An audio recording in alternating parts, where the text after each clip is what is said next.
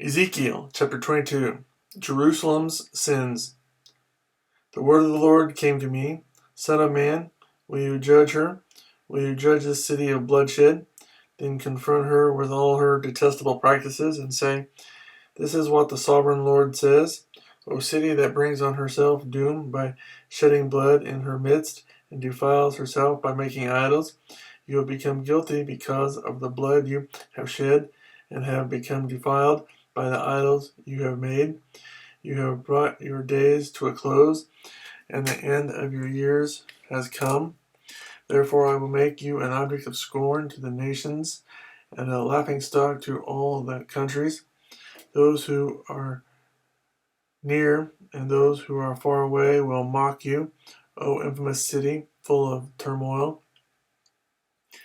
See how each of the princes of Israel who are in you uses his power to shed blood.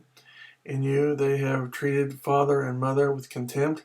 In you they have oppressed the alien and mistreated the fatherless and the widow.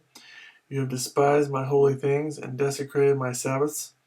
In you are slanderous men bent on shedding blood. In you are those who eat at the mountain shrines and commit lewd acts. In you are those who dishonor their father's bed. And you are those who violate women during their period, when they are ceremonially unclean.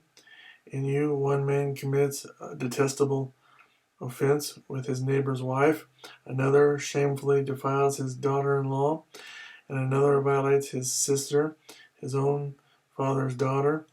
In you men accept bribes to shed blood.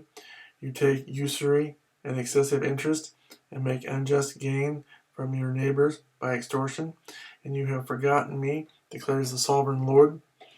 I will surely strike my hands together at the unjust gain you have made, and at the blood you have shed in your midst. Will your courage endure, or your hands be strong in the day I deal with you? I, the Lord, have spoken, and I will do it.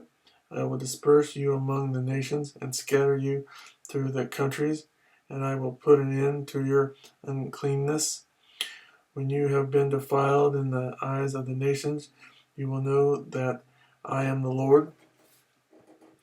Then the word of the Lord came to me, Son of man, the house of Israel has become dross to me. All of them are the copper, tin, iron, and lead left inside a furnace. They are but the dross of silver. Therefore this is what the sovereign Lord says, because you have all become dross, I will gather you into Jerusalem, as men gather silver, copper, iron, lead, and tin into a furnace to melt it with a fiery blast, so will I gather you in my anger and my wrath, and put you inside the city and melt you. I will gather you, and I will blow on you with my fiery wrath, and you will be melted inside her.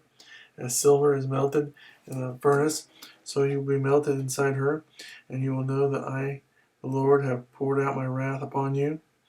Again the word of the Lord came to me, Son of man, say to the land, you are a land that has had no rain or showers in the day of wrath.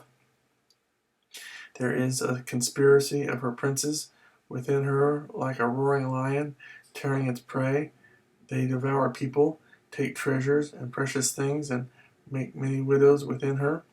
Her priests do violence to my law and profane my holy things. They do not distinguish between the holy and the common. They teach that there is no difference between the unclean and the clean, and they shut their eyes to the keeping of my Sabbaths, so that I am profaned among them. Her officials within her are like wolves, tearing their prey. They shed blood and kill people to make unjust gain. Her prophets whitewash these deeds for them by false visions and lying divinations.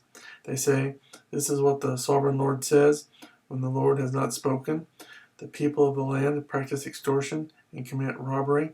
They oppress the poor and needy and mistreat the alien, denying them justice. I looked for a man among them who would build up the wall and stand before me in the gap on behalf of the land, so I would not have to destroy it, but I found none.